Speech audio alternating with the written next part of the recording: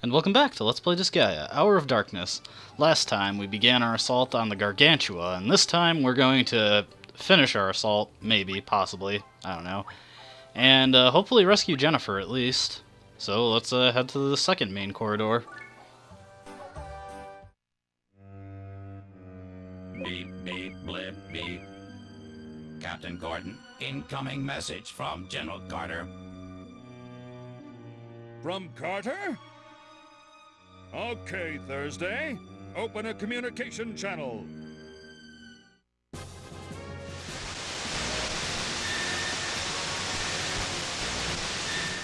Carter! You're being a sore loser, Gordon. Of course. I can't let a villain like you win for the sake of Earth. I swear by the name Defender of Earth, Carter, I will defeat you! You just don't get it, do you? This invasion is for the sake of Earth. What? As you know, the Earth is confronting a serious crisis.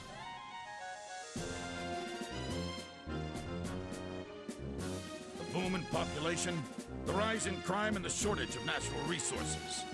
The human race can't survive much longer. It would require an astronomical budget merely to find a new home for the people of Earth. That's why taking over the Netherworld is such a simple and economical solution. Your efforts are admirable. You'd make a great demon. But there wouldn't be a crisis in the first place if you humans weren't so stupid. As the Overlord of the Netherworld, let me say just one thing. Clean up your own damn mess. Ugh, you foul-mouthed little runt! I have something to add to that. General Carter, I am beyond angry. Give back my Jennifer, Chrome Dome! Why, you can't play nice. Then neither will I. I'll crush you for the sake of Earth's future. Prepare yourselves. So now we have a good idea of why Carter is doing what he's doing. I don't know if this plan would have actually worked out, even if it weren't for the fact that Laharl and co. standed in the way, but whatever, seems to work for him. So this is another very simple map. The Gargantua honestly doesn't bring too much to the table in terms of challenge. All of the maps are relatively simple. I mean, it says something that the most interesting map we've seen so far is the deck, and that one we just completed in a few seconds. Oh, Laharl got his level 50 skill, I never even noticed. That's Meteor Impact, basically Super Blazing Knuckle, but this one's non-elemental as opposed to Blazing Knuckle, which is fire. When I'm in a good situation to use it, I guess I'll show it off. Just Bravehearting up Overlord's Wrath to soften these guys up so that my other characters can come in for the kills. Yeah, I was gonna reorganize my inventory and put the horse spinner in it, but I forgot to do that because I'm not very bright. But it's not a big deal. I believe I said this, but that's another thing I say a lot. I believe I said this and that, but I'm pretty sure I said that I didn't really feel like using a statistician too much because honestly, it's not totally necessary. Though I will say this. I've been trying to get through this game as much as possible without grinding, levels anyway, and for the most part I've been able to do that. But the final episode of this game, the level curve is just too high. I'm probably going to have to do some training after this chapter in order to get my characters leveled up a bit. I'm not going to be going too crazy with it though, I'm probably just going to get everyone up to level 50 or so, and that should be good. Because the level curve in the final episode is just ridiculous. The final boss of the game is level 90, and he has several, I believe, like level 80 units surrounding him. And it's just a very tough fight if you try to go through the whole game without doing any level grinding. It is probably possible to do, but Like, just without level grinding, and even without, like, Arms Master grinding, like I did throughout this run. But, even then, it would require me using a much more focused and smaller force than what I have been using. Trying to balance out an entire team of 10, there just isn't enough experience to go around, really. That actually reminds me of when I played Disgaea 4. I found the game to be quite difficult, but a friend of mine, they didn't find it to be all that hard, but then I learned from them that they were only using 2 units, the main character and a samurai unit that they created. And then it made sense to me, the way Disgaea 2's skill building system works, and just having only 2 units to really worry about, that makes the whole thing a lot easier. And you can see what I mean by these guys being pretty strong, because they just wiped out pretty much my entire team. Yeah, so gotta be careful when taking on these guys.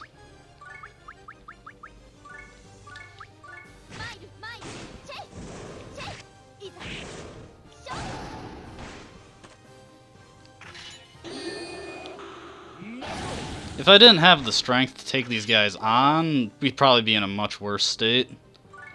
Actually, this is a pretty good opportunity to show off Meteor Impact. So we'll get a Braveheart up for a strength boost. And let's show it off. This is one of Laharl's most iconic skills. Here I come!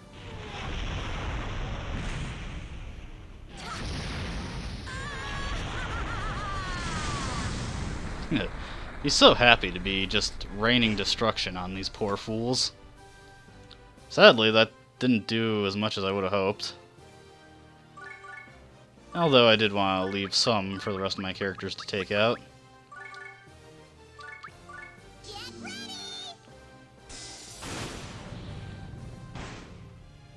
If I had a sufficiently leveled thief, I could steal this guy's lightsaber. It is even called lightsaber.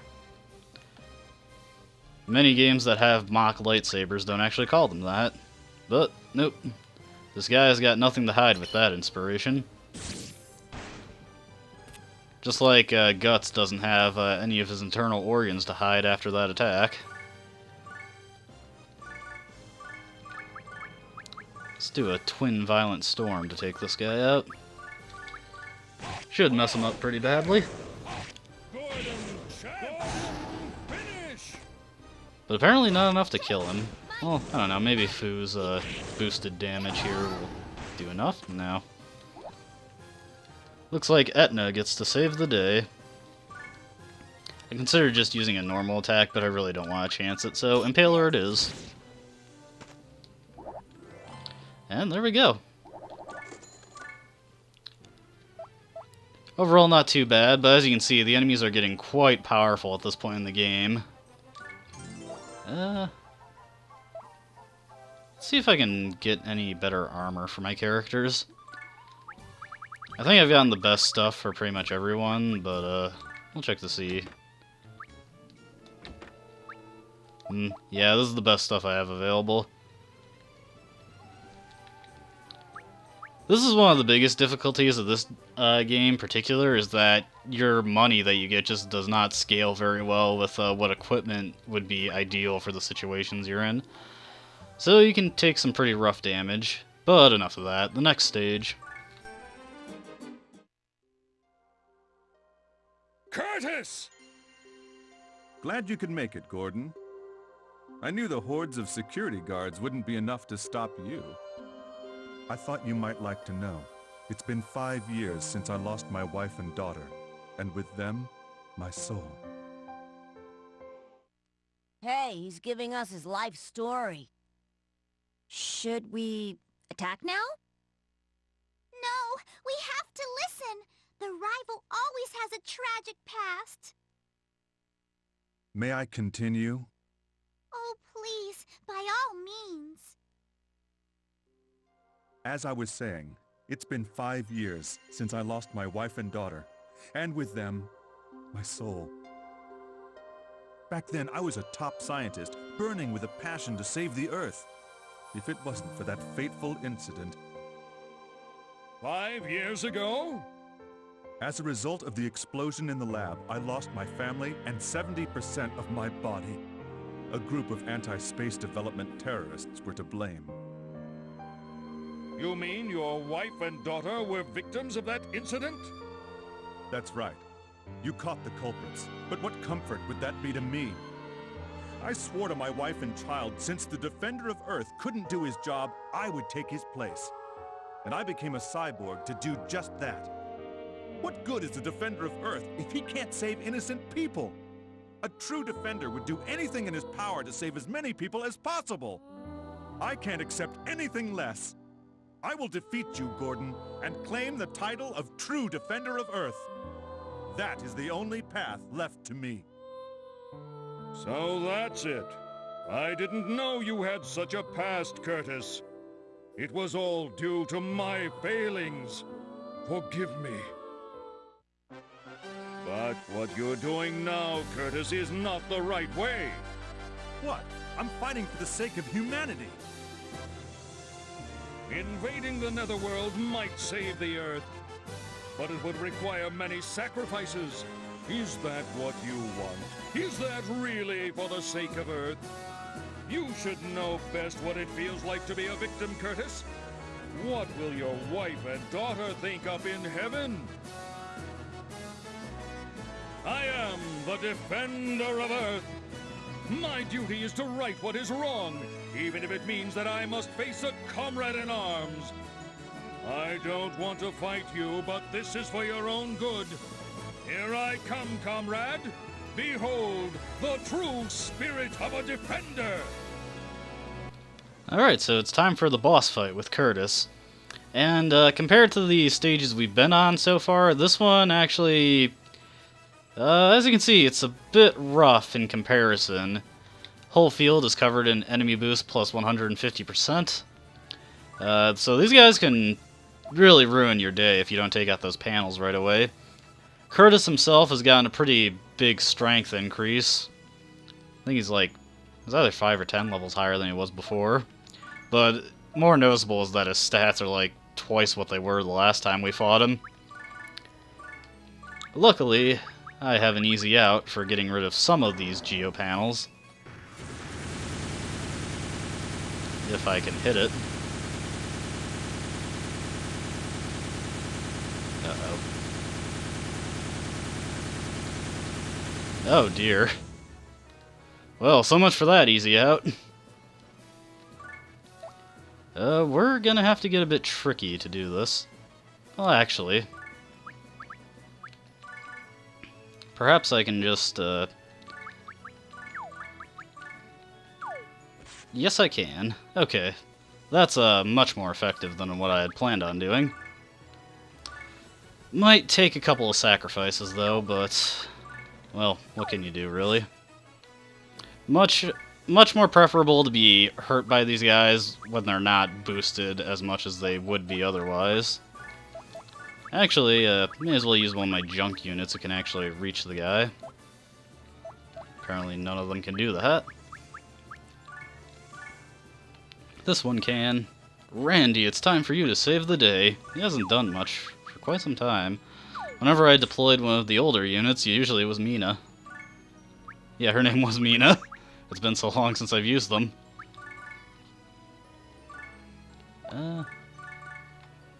Hopefully I can paralyze these guys. Well, actually, sleep would probably work better, but... Sturmhimmel's a bit stronger, I think. Ah, that didn't even work out. Giga Wind. If I can at least get a safe area open up, I should be able to protect my top damage dealers. That was an embarrassing misuse of the Dark Cannon, though.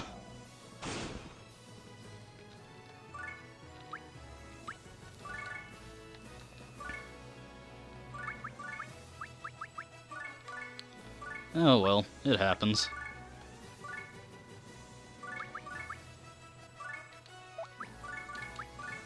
Oh, least I don't have to worry about these guys. And I forgot to put the horse wiener in my inventory again, so no extra experience for me.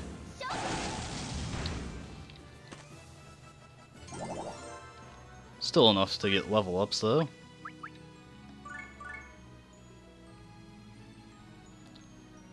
May as well keep Etna safe. Well, actually, I might be able to trick some of these guys into attacking the Dark Cannon instead.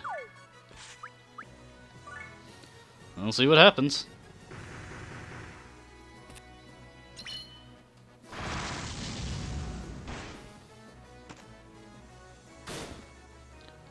Alright, that actually worked. I'm surprised.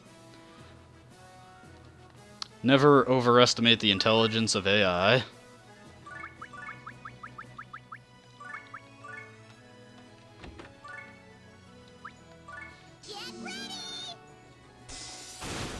Luckily, these guys tend to not move if they can't really accomplish anything in their turns. So you can take advantage of that and just stay outside of their range and get some good hits in and on them. I guess I can use an attack I rarely use. Never mind. Yeah, I don't want to put guts in that guy's range. Better to be overcautious than undercautious.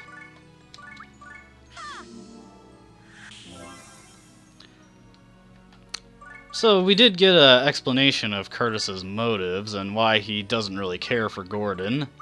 And I must say, while it is tragic what happened to him, he is being a bit unreasonable.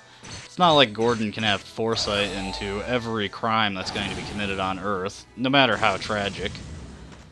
So I guess I can see why he's as upset as he is, but I don't really empathize with it. Or I guess I don't really think what he's doing is the right way, much like Gordon.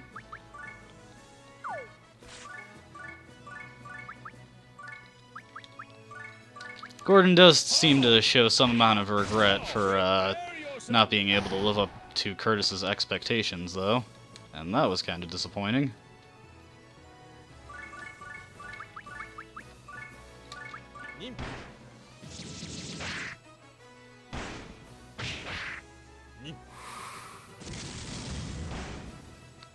Aw, Spike, you got screwed.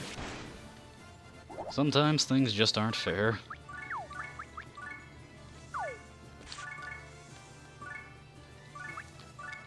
That is one problem that Fists have in this game compared to the future titles, where their attack power is just pretty low. I think Fists actually do have the lowest attack power.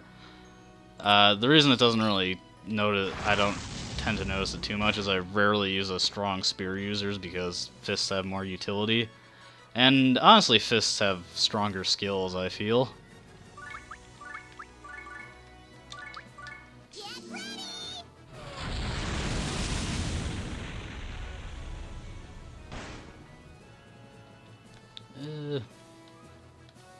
Actually, I can just take him out with a normal shot. I was going to use a skill, but might want to save all the SP I can so I can wail on Kurtis with skills. I'll take him out pretty quickly.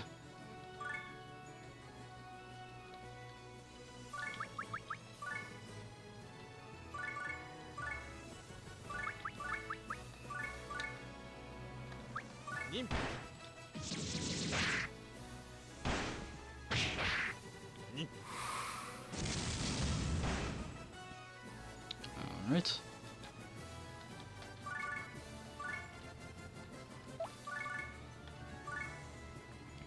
Let's throw up some Braveheart buffing. I won't be able to utilize it this turn, but I'm going to start stacking it now so that over time the effects will start to add up. Kurtis is starting to make his move, so I gotta be careful of that.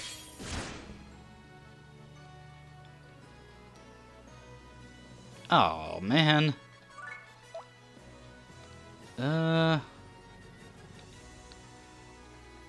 I do actually have a way out for that. And, well, it's a bit of a cheap way to do it, but I'd rather Lahar will be actually able to go. Give me strength. I just never transferred that spell onto Flan. I had it for a while, and I knew I had it for a while, but just never did it. Because sometimes I don't make good decisions. I haven't used Inferno too much just because it's so expensive. That's a problem with the high-end skills this early in the game, and really with getting them through the Arms Masters building that I've been doing. They're quite good, but very expensive, so you're unlikely to use them until the post-game. That said, the bonus stats from getting my weapon levels up more than compensate for my inability to use the skills too much outside of a few situations.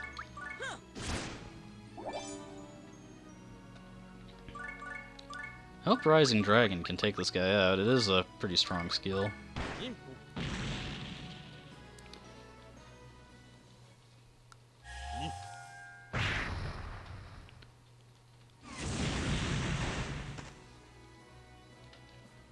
And may as well move Gordon and Fu to the front lines.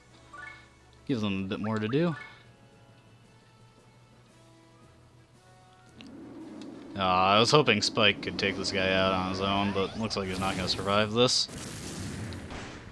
That evasion just didn't kick in when he really needed it. Anyways, Kurtis is moving up to fight. So we'll start laying on the damage onto him.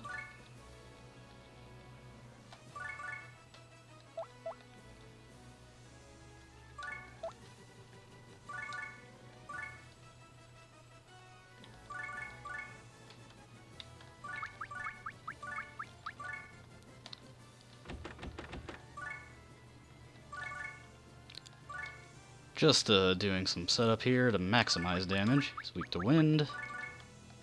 Have Etna use Avalanche. Gotta move Fu out of the way.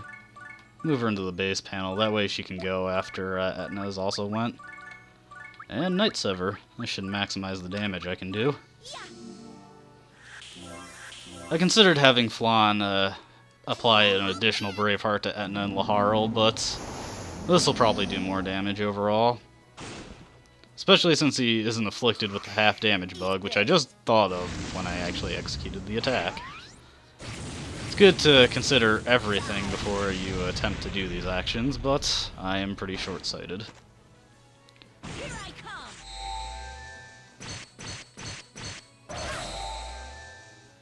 This does raise a question, though, with Kurtis here. Where's Jennifer? We last saw Jennifer with Kurtis, and he apparently put some sort of device on her. But, she's just not here. Maybe she's still being held prisoner deeper within the ship. Well, once we break Kurtis's ribs, maybe he'll be more inclined to tell us where she is. If he even has ribs. We don't actually know how much of Kurtis has been lost. Based on his jet boots and his rocket arms, I would assume that his arms and legs were lost in that explosion. Anyway, it's time to show him what it means to really be a hero. Oh, come on, Gordon, you let me down there. Looks like Etna's gonna have to take this one. Oh, Gordon, I spoke so highly of you, and you just disappointed me. On the flip side, Etna's been doing a lot better than I initially suspected she would do in this playthrough. And now she's level 45. Good for her. And now we just need to take out this guy.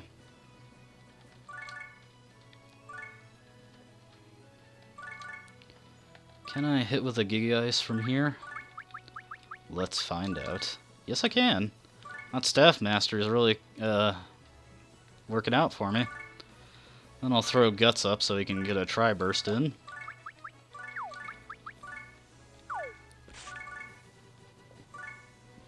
And this should finish it off.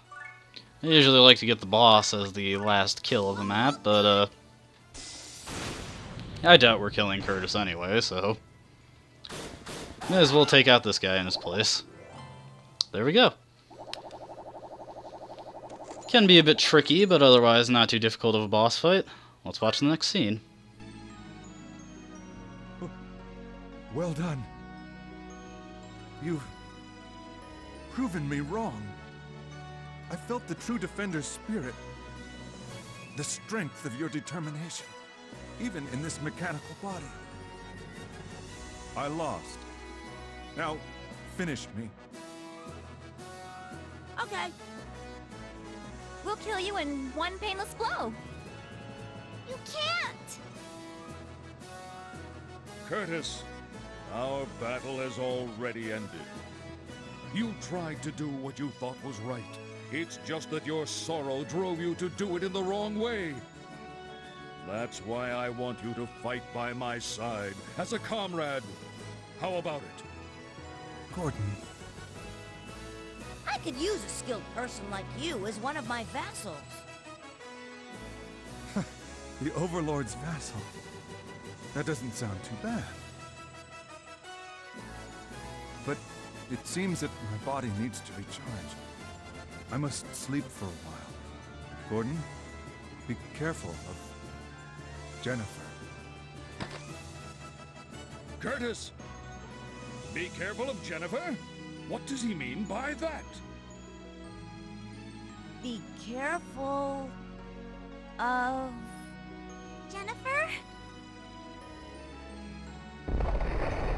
Are you thinking what I'm thinking? Modification. Modification. Will you three grow up already? Okay, so it looks like in the tried and true tradition of RPGs, after having the crap utterly kicked out of him, Kurtis has had a change of heart. But I believe that is enough for this video. So we'll heal up and see what the extent of Kurtis's modification to Jennifer really is.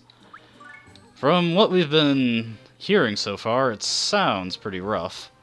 But I'm sure it's nothing we can't handle. And hopefully we'll be able to get Jennifer out of it unscathed. So I hope you enjoyed watching, and have a nice day. I will see you in the next video. Bye-bye.